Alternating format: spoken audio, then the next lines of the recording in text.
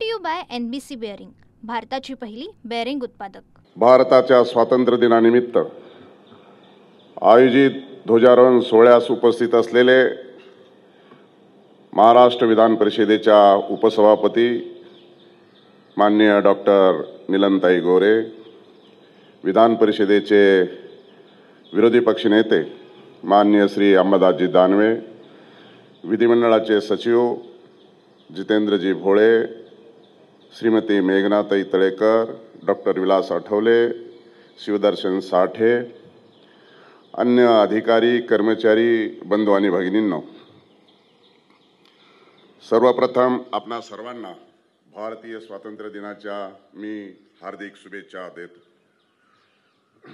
मित्रो, आज आपण भारताच्या 79व्या स्वातंत्र्य दिन साजरा करत आहोत.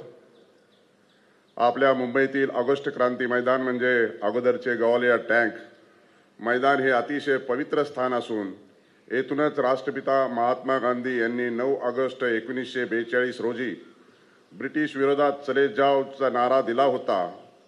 यापुढील अनेक पिढ्यांना हे पवित्र स्थान भारतीय स्वातंत्र्य लढ्याची महती विशेष करत राहील. भारतीय स्वातंत्र्य लढ्यात योगदान दिलेल्या तसेच बलिदान दिलेल्या सर्व आदरणीय नेत्यांच्या तसेच क्रांतिकारकांच्या पवित्र स्मृतीस मी वंदन करतो. स्वातंत्र्य प्राप्तीनंतर आपण भारतीयांनी आपली राज्यघटना आणि संसदीय कार्यप्रणाली याद्वारे भारताला एक विकसनशील आणि बलशाली राष्ट्र म्हणून नावारूपाला आणले आहे. आपल्या स्वातंत्र्य प्राप्ती दरम्यानच्या भारतीय उपखंडातील अनेक देश स्वतंत्र झाले. या सर्वांमध्ये संसदीय लोकशाहीच्या माध्यमातून भारताने गाठलेला सर्वांगीण प्रगतीचा टप्पा निश्चितच मोठा आणि वैशिष्ट्यपूर्ण आहे.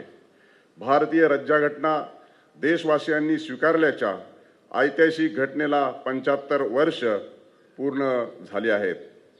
हे अमृत महोत्सवी वर्ष आणि देशाच्या सर्वांगीण प्रगतीच्या दृष्टीने विकसित भारत 2047 चे उद्दिष्ट गाठण्यासाठीचा अमृतकाळ या सर्वांचे आपण केवळ साक्षीदारच नव्हे तर त्यासाठी योगदान देणारे भागीदार सुद्धा ठरत आहोत. त्याबद्दल आपणा सर्वांचे मी मनपूर्वक अभिनंदन करतो. महाराष्ट्र विधिमंडळाने वेळोवेळी लोकहिताचे आणि राज्याला विकासाच्या वाटेवर नेहमी पुढे ठेवणारे निर्णय घेत कायदे करीत राज्य आणि राष्ट्रीय प्रगतीचा आलेख सतत उंचावत ठेवला आहे. संपूर्ण 3 आठवड्यांचा कालावधी म्हणजे 15 दिवस चाललेल्या जून आणि जुलै 2025 पावसाळी अधिवेशनात जनसुरक्षा विधेयकासह महत्त्वपूर्ण विधेयके संमत झाली. माओवादी उग्र नक्षलवादी चळवळीने आपल्या देशातील संसदीय लोकशाही समोर आव्हान उभे केले होते. राज्यघटना आणि संसदीय लोकशाहीच्या माध्यमातून प्राप्त होणाऱ्या व्यक्ती स्वातंत्र्य आणि अन्य लाभांचा फायदा घ्यायचा आणि त्याद्वारे या व्यवस्थेलाच सुरुंग लावायचा असा हा कुटील डाव खेळला जात होता. केवळ गडचिरोलीच नव्हे तर शहरी भागात देखील वेगळे नाव धारण करून लोकशाही व्यवस्थेविरुद्ध कट कारस्थाने आखली जात होती.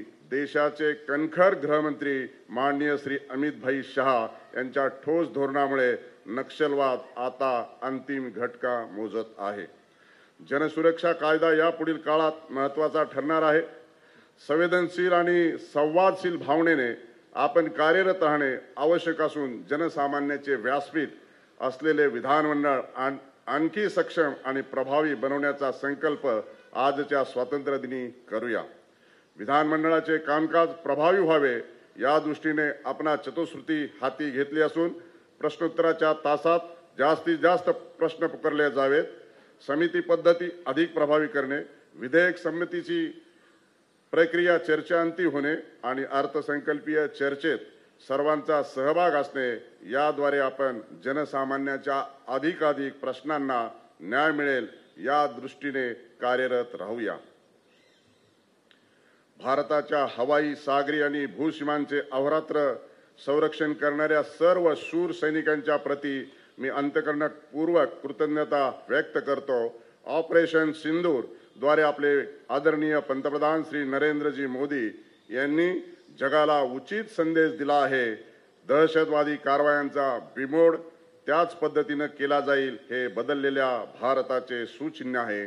आदरणीय पंतप्रधान श्री नरेंद्र मोदीजी यांच्या नेतृत्वाखाली भारत विज्ञान, तंत्रज्ञान, संरक्षण, संशोधन, दळणवळण, नवउद्यमशीलता, स्टार्टअप, मेक इन इंडिया, शेतकऱ्यांच्या खात्यावर पीक विमा योजनाद्वारे थेट अर्थसहाय्य अशा विविध योजनाद्वारे सर्वसमावेशी विकासाचे उद्दिष्ट आपण गाठत आहोत। आजनी ते पुणे वंदे भारत रेल्वे सेवेमुळे जलद प्रवासी वाहतुकीला नवे परिमाण लाभले आहे।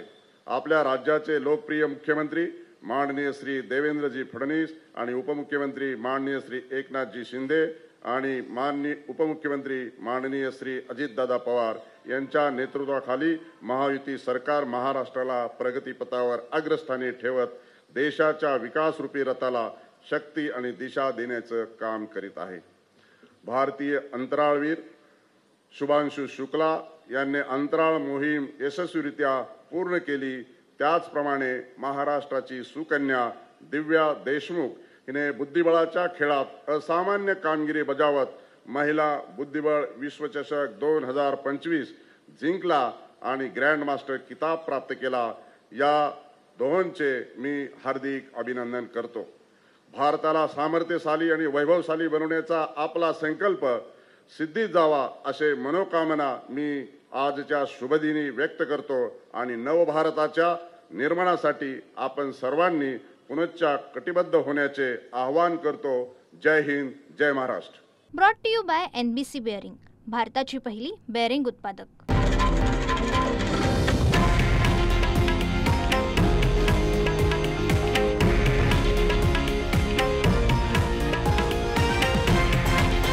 हे आहे देशातील नंबर 1 न्यूज नेटवर्क आणि आपण पाहत आहात TV9 मराठी, एकमेव।